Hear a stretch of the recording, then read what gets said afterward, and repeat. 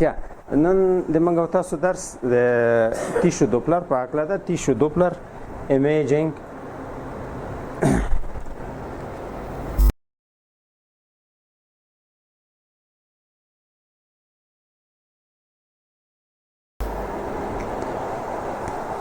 وینه سیده دلته سي جریان لري، د وینې سرعت ډیر ده،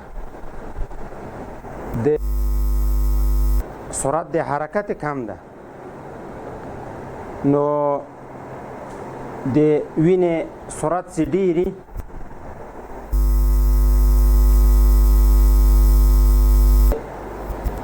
زیاته ده، ویولنټ کم ده، امپلیتود کم ده. د مایوکارد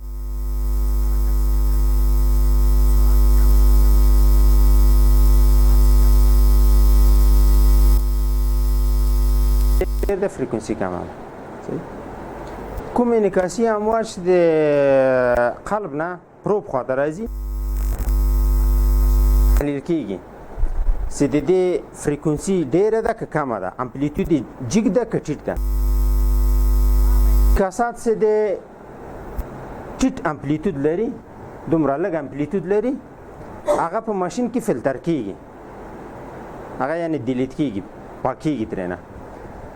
هغه انعکاسي امواج چې پروب ته راځي چې د هغې امپلیتود جګ ده، یعنی ټیټه فریکونسي لري، هغه پاتې کیږي. نو په دې سره په تیشو دوپلر فعاله کیږي، یعنی موږ او تاسو هغه انعکاسي امواج چې د جوف نه راځي د وینې سرعت ښیي، د هغې فریکونسي ډیره ده، امپلیتود کم ده، هغه کم امپلیتود ډیلیټ کیږي، پاکیږي، فلتر کیږي. کوم انعکاسي امواج چې د انساجو نه راځي د هغې امپلیتود جګ ده، هغه پاتې کیږي. نو په دې سره موږ او تاسو کولی شو چې د انساجو سرعت معلوم کړي چې په څه سرعت سره سیستول کوي، په څه سرعت سره دیستول کوي.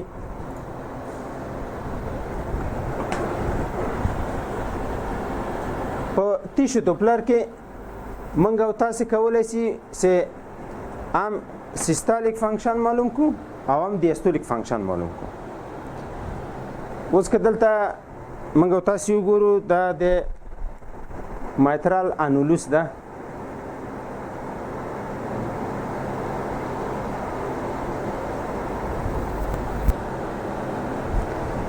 مایترال انولوس د چپ بوتین د مایوکارد یو جز ده. بوتین چې سیستول کوي، انولوس به داسې وړاندې لاړ شي، اپکس به ښکته راشي، داسې په داسې حرکت چې استرخا کوي، شاته به ولاړ شي. نو که چیرې موږ او تاسو د انولوس ویلوسیټي وګورو، د مایوکارد حرکت وګورو دې ځای کې او یا دلته هم په لاترال کې کتلی شو، هم په سپټال برخه کې کتلی شو. اوس نو که انولوس سیستول کوي، پورته به ځي، داسې دا به د بیزلاین نه پورته رسمیږي، دا سیستالیک موجه ده. کله چې استرخا کوي نو انولوس به ښکته راشي، داسې دی د استرخا موجه، د ایرلی دیستول موجه، درست. بیا چې کله د دیستول په آخر کې اوزین تقلص وکړي، یو مقدار وینه نوره بوتین ته داخل کړي، نو بوتین مجبوره ده لږ نور هم استرخا وکړي. دا بله استرخا یې د ای موجه ده، ای زبر، ای زبر، اس زبر. نو موږ او تاسو په تیشو دوپلر کې درې موجې لرو، سیستالیک او دوه دیستولیک. اوله دیستولیک هغه د بوتین هغه بنفسي استرخا ده، چې خپله استرخا کوي، او دا دویمه استرخا جبري استرخا ده چې اوزین وینه ورداخل کړې ده او بوتین بیا لږ ځان کش کړه. لږ داسې وبولی چې یو بوجې کې تاسې بوس چې شی اچوئ، بوجې کې مواد واچول، بوجې ډکه سوله، دا خو بنفسي څومره جیس یې وپکې جیس. که نور مقدار غواړئ چې د دې بوجې نه اضافه مقدار نور پکې ورواچئ، نو بیا به یې تخته کوي، یو مقدار به راچئ، تخته کوي به چې تخته کوي، بوجې به ځان لږ کش کړي. صحیح. نو دغه دویمه استرخا د بوتین چې ده د اوزین د تقلص له وجې ده. اوس که موږ او تاسو د بوتین سیستول ګورو هغه بل ایزابر نه ارزیابي کوو که دیاستول ګورو د ایزابر نه به ارزیابي کوو ټیشو دوپلر لکه عادي دوپلرو غوندې موږ او تاسو ویلي دي چې که چیرې زموږ او تاسو صوتي بیم دا مثلا یو صوتي بیم ده کانتینه سویف دوپلر هم اچولی یا پلسویف دوپلر هم اچولی ده که دا د وینې جریان سره په یو جهت کې مثلا وینې جریان داسې اوځی نه نو موجه ښه رسمیږي او که چیرې د موږ هغه کوساین باید صفر وي که نه صوتي بیم به د وینې جهت سره وي دلته په تیشو دوپلر کې زمونږ او تاسې دا صوتي بیم چې کله اچوو دلته دا باید د مایوکارد د حرکت سره موازي مثلا مایوکارد داسې حرکت کوي صوتي بیم هم باید داسې دلته دغه جدار څه ده د دې تقلص خو داسې ده نو داسې رالنډېږي دا مایوکارد داسې حرکت کوي دا داسې حرکت کوي که چیرې غواړې د دې ویلوسیټي وګورئ د ویلوسیټي سمه نه ثبتېږي په داسې جهات فرق لري که نه جهات فرق لري د دې موجه نه رسمیږي دا انولوس جز د مایوکارد د همدې لپاره انولوس ګورو چې سیستول څنګه ده د دې نور په بوتین په مورد کې همداسې فکر کوو چې همداسې به وي اوس که چیرې موږ او تاسو وغواړو چې دا نور جدارونه وګورو بیا نو مجبور یاستو چې لاړ شو پرستر نه لانګ اکسس او شارټ اکسس ته ورشو اوس مثلا پرستر نه لانګ اکسس کې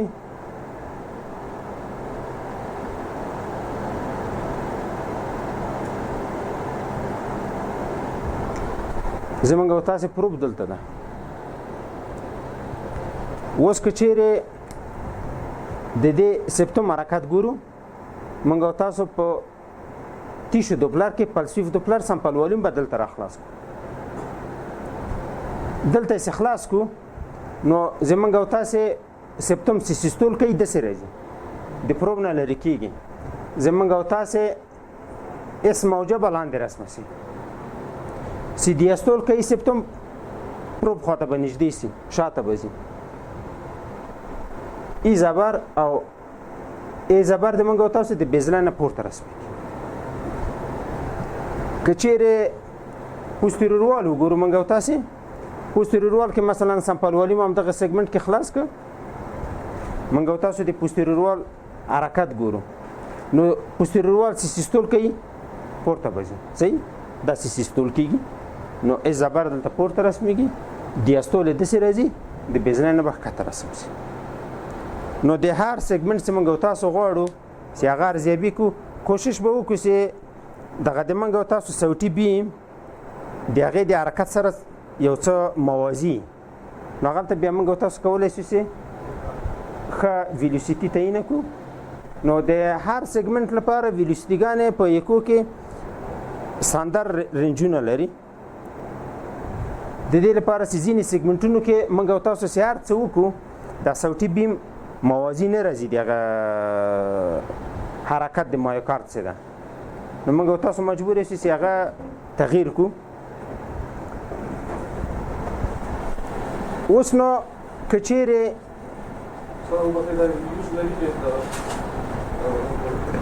د سیستالیک دیاستولیک فنکشن لپاره استعمالیږي که نه فلکس کې استعمالیږي اوس مثلا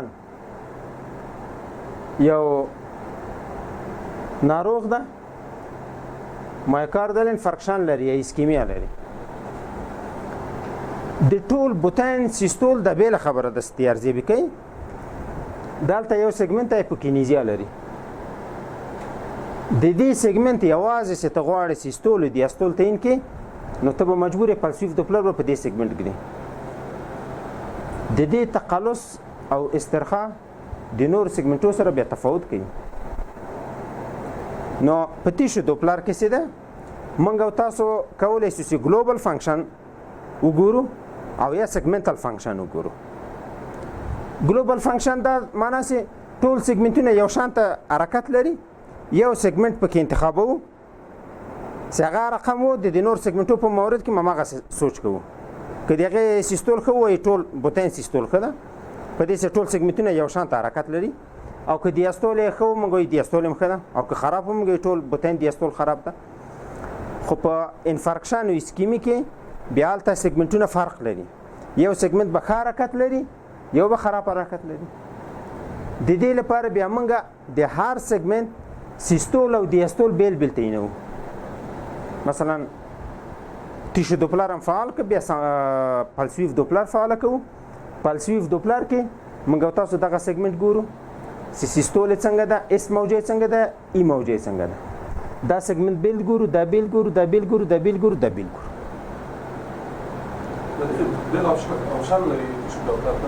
او یو خاص سویچ د اپشن د تیشو دوپلر فعال کیږي بیا د هر سیګمنټ لپاره بیا جدول نشته ده د تیشو دوپلر لپاره سي اس موجه نارمال رنج په کوم سیګمنټ کې څومره وي تی د کومې خوانه اندازه کوي په هر یو کې بیل بیل راځي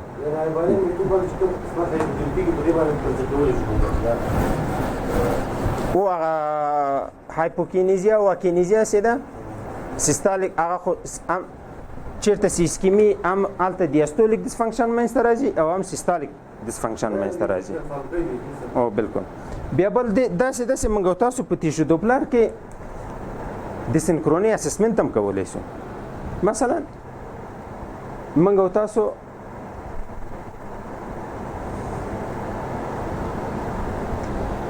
بوتین د شارت اکسس کې مریض لیفت بندل برانش بلاک لري یا رائټ بندل برانش بلاک لري دلته د سنکروني موجوده د سنکروني شته دغه سپټوم زر تقلص کوي د پوستیرور ډیر ځان باد تقلص کوي اوس که چیرې موږ تاسو د دې سیګمنټ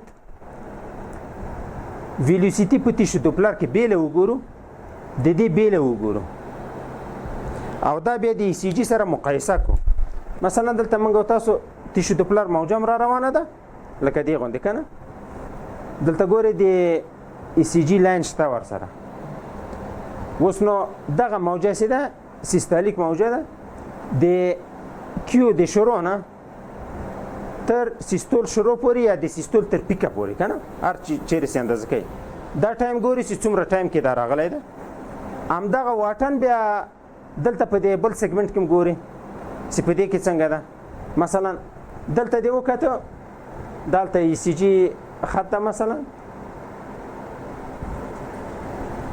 د آر له شروع نه مثلا د آر د پیک نه حساب وکړو د اس تر پیکا پورې کنه دا ټایم به وګورو چې څومره ده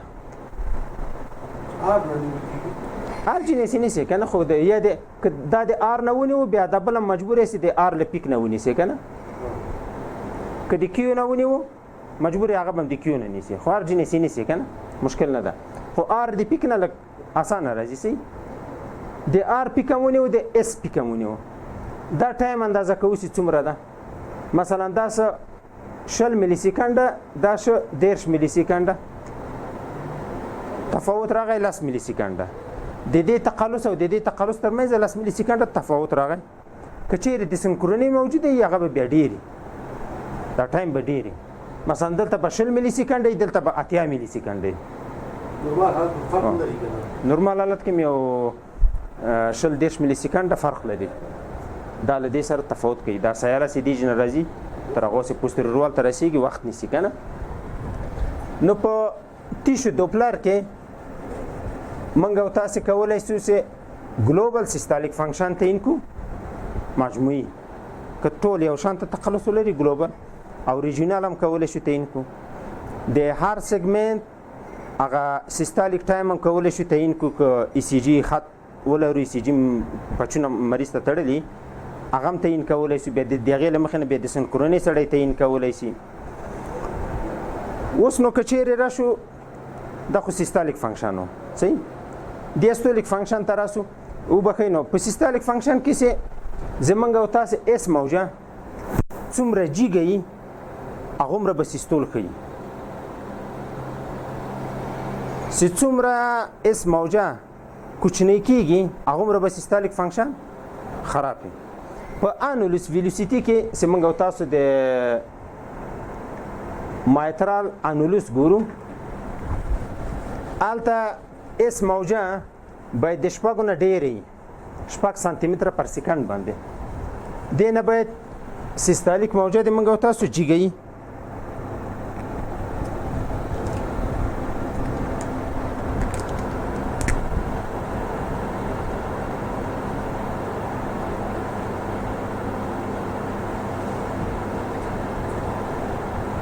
اوس مثلا دلته موږ او تاسو انولس ویلوسیټي یا دلته ګورو یا دلته ګورو صحیح. نو موجه چې دلته رسمیږي زموږ او تاسې دا موجه سیستول باید 6 سانتي متره پر سکند نه دا باید لوړی. څومره چې د شپږو نه پورته کېږي هغومره ښه سیستول ښیي راته. که لاسي ښه ده که نه، که 12 هغې نه ښه ده، که 15 د هغې نه ښه ده. کانتراکشن ښه ښیي راته، یعنې ښه په سرعت سره کانتراکشن کوي. دیاستولیکه موجه چې ده بوتین سي استرخاء کوي. بوتین خو هم داسې استرخاء کوي هم داسې استرخاء کوي. درست؟ دغه استرخاء په انولوس کې موږ او تاسو دلته کتلی شو. انولوس کې دلته په سبتل انولوس کې دغه ای موجه چې ده ایزابر موجه د موږ او تاسو دا باید د 10 سانتي متره پر سکند نه ډېرې. دا د باید د 10 سانتي متره پر سکند نه ډېرې. څومره چې ډېرېږي هغومره ښه استرخاء ده. ښه استرخاء ده. څومره چې دیاستولیک ډسفنکشن منځته راسي استرخاء بتې کېږي، سمه استرخاء نشي کولی. نو په لاترال انولوس کې ده دلته بیا 15 نه پورته ده نارمل رینج. دغه جدار چې ده د آزاد جدار ده، ښه حرکت کوي. دا دلته په مرکز کې ده، په چارایي کې ده. نو دا ښه حرکت نشي کولی، دلته تړلی د هغې دې خواته که نه، د دې حرکت محدود ده. دا حرکت چې ده د آزاد ده، د هغې لپاره دلته 15 نارمل ده، دلته چې ده 10 نارمل ده. سیستول یو شانته ده تقریبا، خو سیستول کې بیا دا تفاوت کوي. د تیشو دوپلر کې زیاتره دا سیګمنټ ډېر ارزیابي کېږي، سبتل سیګمنټ. دغه سیګمنټ چې ده دا نه موازي راځي، امراض ډېر دي. مثلا که چیرې د لاترال وال اسکیمیا پیدا کړي دا حرکت محدود کېږي ورسره صحیح. که چیرې دلته کانسترکټیو پیریکاردیتي پیریکارد زخمي دایره ونیسي بیا هم د دې حرکت محدود کېږي صحیح. نو د هغې لپاره دلته ډېر ارزیابي نه کېږي، ډېر ارزیابي دلته کېږي، په سپتال باندې کېږي. اوس نو موږ او تاسو ویلې چې څومره استرخاء خرابه شوله، زموږ او تاسو ایزابر موجه به هغومره کوچنی کېږي.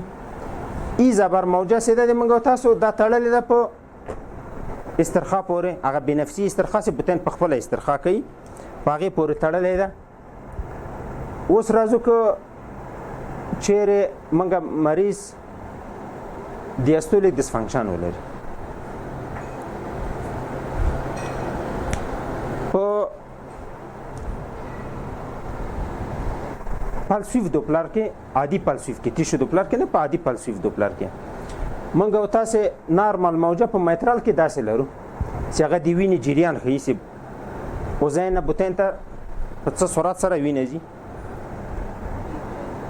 نو نارمل موجه یې داسې رسمي کړي صحیح.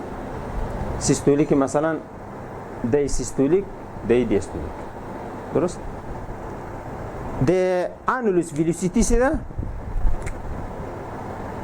نارمل موجه یې داسې ده، سیستولیک ایزابر دلته مثلا او ایزابر دیم ایزابر. نارمل موجه داسې ده. ګریډ 1 دیاستولیک ډسفنکشن کې استرخاء بتې کېږي، ورو کېږي صحیح.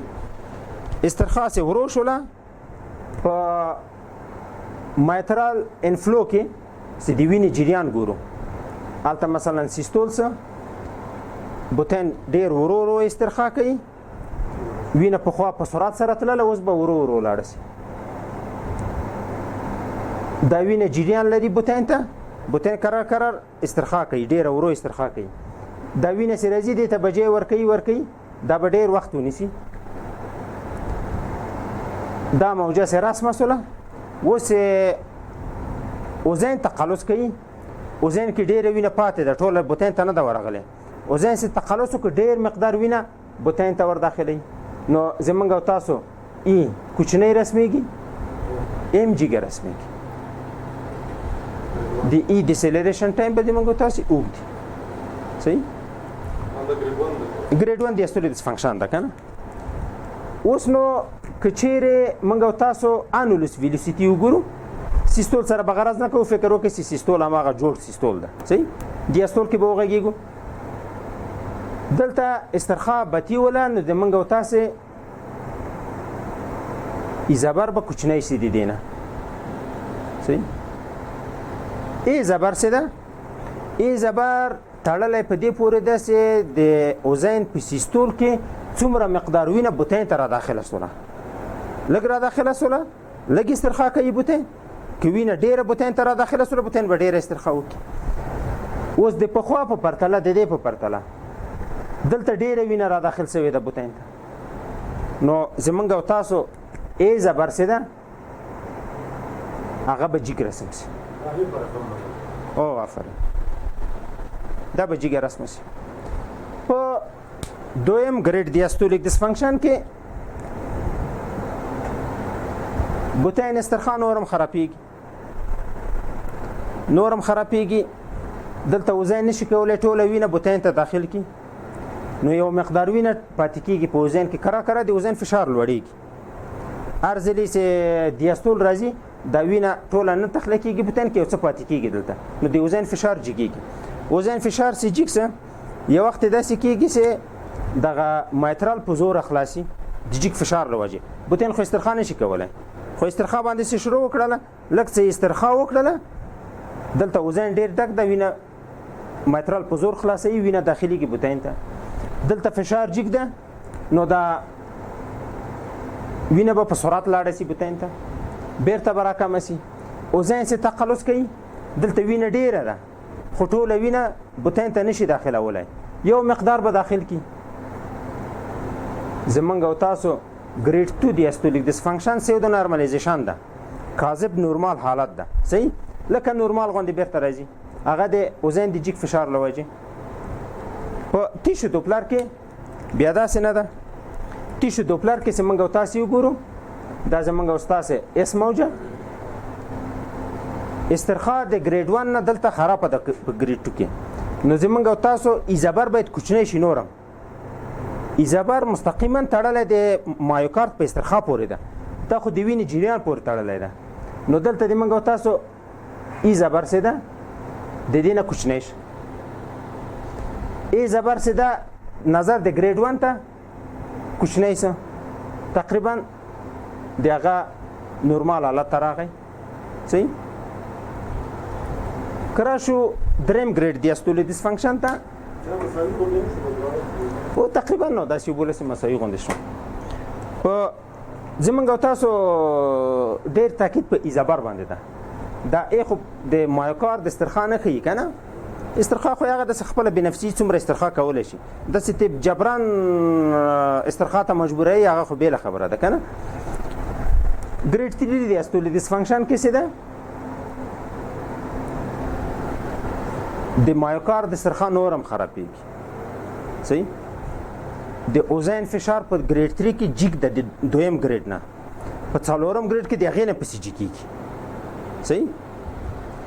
نو دلته فشار څه ډېر جګ سي په دریم ګریډ او څلورم ګریډ کې، مایترال ډېر زر خلاصوي، دلته فشار ډېر زیات ده. بوتین چې څنګه شروع وکړله په استرخاء باندې، څه لږې ځان ته حرکت ورکړه، دا ځای ډېر ډک ده، د فتن مایترال پې ور خلاصېږي. وینه د اوزین نه بوتین ته ډېر په سرعت سره ځي.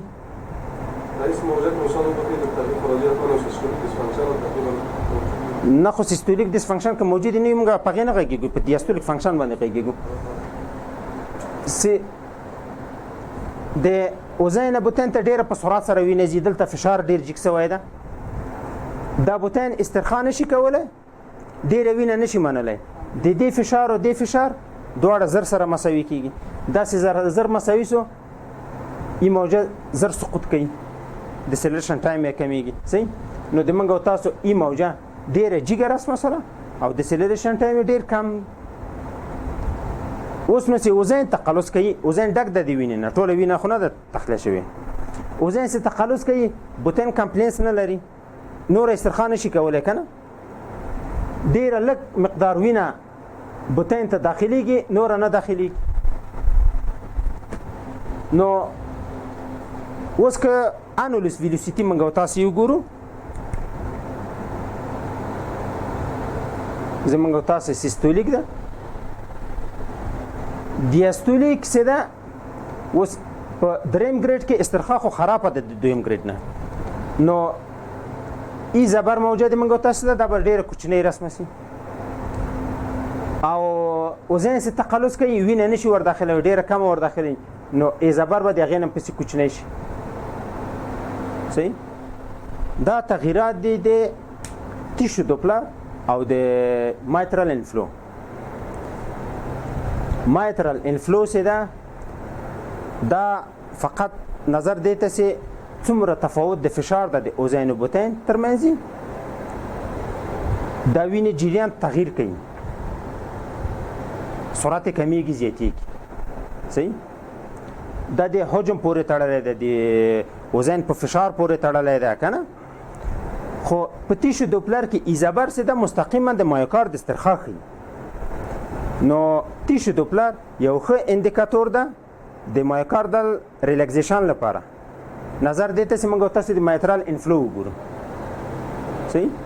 دا مستقیما ښیي چې استرخاء شته که نشته، خو دلته تفاوت د فشار ښیي. مثلا یو مریض د مایترال ستینوز ده، هلته خو موجه جیګه رسمیږي، د تنګ جي نه تېرېږي موجه. صحیح ده که نه؟ نو دلته اوس که موږ او تاسو وګورو په تیشو دوپلر کې نارمل کې ایزابر جیګ ده، ګریډ 1 کې ټیټېږي، ګریډ 2 کې له هغې نه هم ټیټېږي، ګریډ 3 کې له هغې نه پسې ټیټېږي، په ګریډ 4 کې د هغې نه پسې ټیټېږي. مستقیما تناسب لري. څومره استرخاء خرابېږي هغومره به ایزابر هم کوچنی کېږي. په مایترال انفلو کې دا خو په تفاوت د فشار سره تړلی و. په نارمال کې خو موجه داسې ای د موږ او تاسو جیګه ده او ای د موږ او تاسو ټیټ ده. ګریډ 1 کې ای ټیټېږي، ای جیګېږي.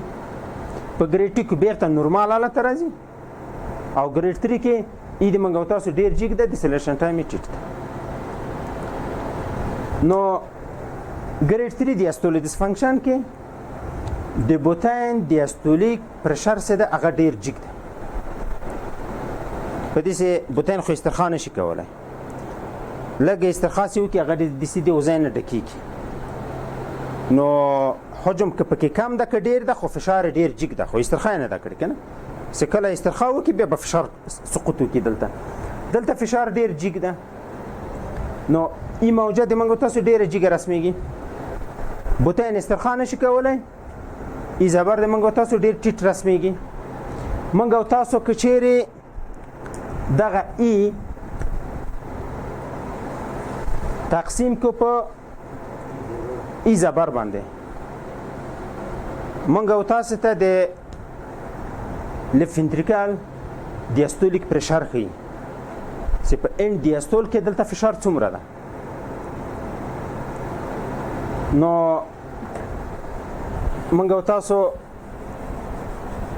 په داخله کې زیاتره تاکید په پولمنري کاپیلري ویچ پرشر باندې.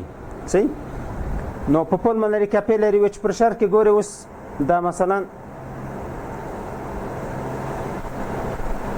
اوزین ده، دا لیفت ventricle ده، دا لیفت اتریوم ده.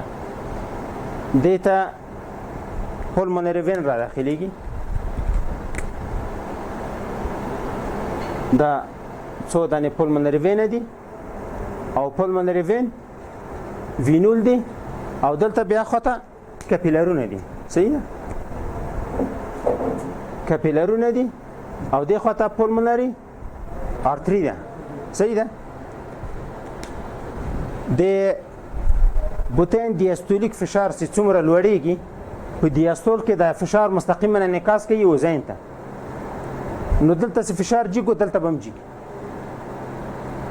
دلته چې فشار جګ سي په دې وریدونکو کې به هم فشار جګ سي دا فشار انعکاس کوي وینول ته او دا فشار انعکاس کوي کاپیلارو ته موږ تاسو د کاتیترایزیشن په واسطه باندې چې مثلا کاتیتر رایټ وینټریکل ته داخل کو بیا پلمونری آرتری ته بیا پلمونری کاپیلری وچ پرشر په باندې ګور کنه اخري قسمت د پلمونری آرتری په باندې فشار ګورو سالته څومره ده موږ تاسو کولای شئ چې دغه خانه ونه ګورو د دې خانه یو ګورو چې څومره فشار دلته دغه دلته ده تقریبا داسې لک تفاوت خو به یو پلمونری کاپیلری وچ پرشر سره یعنی دا فشار مستقیما انعکاس کوي دلته دا انعکاس کوي د وریدونو ته دا انعکاس کوي پلمونری کاپیلری ته نو که موږ او تاسو ای تقسیم د ایزابار کو او دا باید نارملی د اتونه باید ټیټ کمی باید صحیح ده دا که د 15 نه زیاتیږي په دې معنا ده چې پلمونری کاپیلری وچ پرشر د 20 نه پورته ده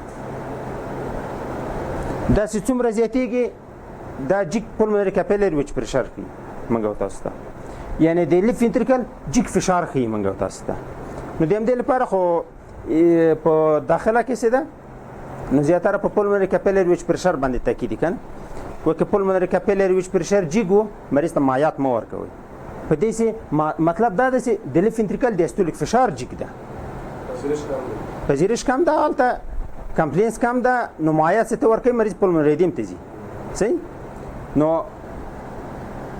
د لیف وینټریکل فشار چې جګ د لیف تاترین فشار جګ دا سي انعکاس کوي پلمونری کاپیلری نو که پلمونری کاپیلری وچ پرشر ټیټي په دې معنا سه مایات کم دي د لیف وینټریکل فشار دیاستولیک کم ده صحیح بیاغه مریض ته مثلا شاک مریضانو کې پلمونری کاپیلری وچ پرشر سمګو تاسو ګورو هغه ته پیګو چې کوم مریض ته مایات ورکو کوم مریض ته دیوريټیک ورکو صحیح نو ای پر ایزابار منګو تاسو ته مستقیما پلمونری کاپیلری وچ پرشر کوي چې څومره دا عادت ای پر ایزابار منګو تاسو تقسیم کړي د 15 نه چې څومره پورته کیږي د لیف وینټریکل دیاستولیک پرشر به دغه جیږي یا پلمونری کاپیلری وچ پرشر به دغه جیږي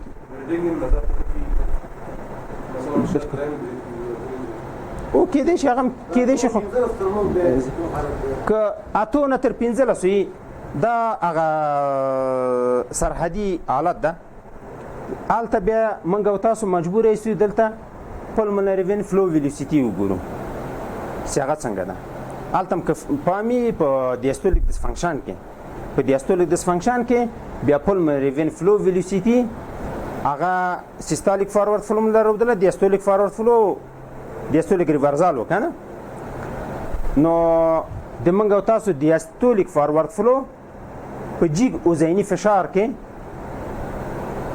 هغه دیاستولیک فارورډ فلو موجه جګه ولا او ډیسلریشن ټایم لاندو هغه د جګ پلمونری کاپیلری وچ پرشر نه خوله بیا دلته ګورو پلمونری وین فلو ویلوسيټي ګورو په دیاستولیک فنکشن کې څه کتل ده کنه هغه بیا ګورو چې هغه داسې ولا چې دریم ګریډ دیاستولیک فنکشن کوي یا جګ فشار کوي په وزین او بوتین کې بیا نو دلته پلمونری کاپیلری وچ پرشر جګ ده نارمل نه نو اتونه باید اکثرا کمی دلته په موږ تاسو خو دیاستولیک فنکشن په سپټل انولوس کې ګورو په لاترال انولوس کې ګورو نو لاترال انولوس کې که الته خو ایزابر د موږ تاسو جګ ده په سپټل کې لاسو پورې ده په لاترال کې 15 نه پورته یې بیت کنه نو دا ایس تقسیم دی هغه 15 کو بیا عدد کمی نو په لاترال انولوس کې که چیرې د لاسو نه پورته شي ای پر ایزابر د لاسو نه پورته شي بیا موږ تاسو وایي چې پلمونری کاپیلری وچ پرشر د شول نه پورته ده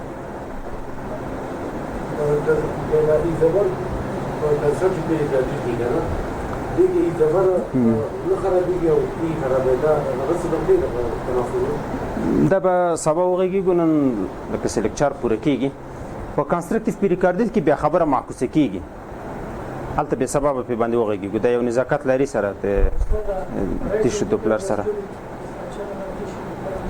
بالکل خو لیفت ventricle رایټ ventricle دواړه سیستولیک او دیاستولیک دواړه په همدغې کتلی شو په همدې تیشو دوپلر باندې په انولس ویلوسیټي باندې که نه مثلا د تراکاس انولس ویلوسیټي ګورې ته هلته ته کولی سې چې د رایټ ventricle سیستالیک فنکشن پې باندې تعین کړې که نه دیاستولیک فنکشن پې باندې تعین کړې همدغه ایسو ایزابر دواړه پکې راځي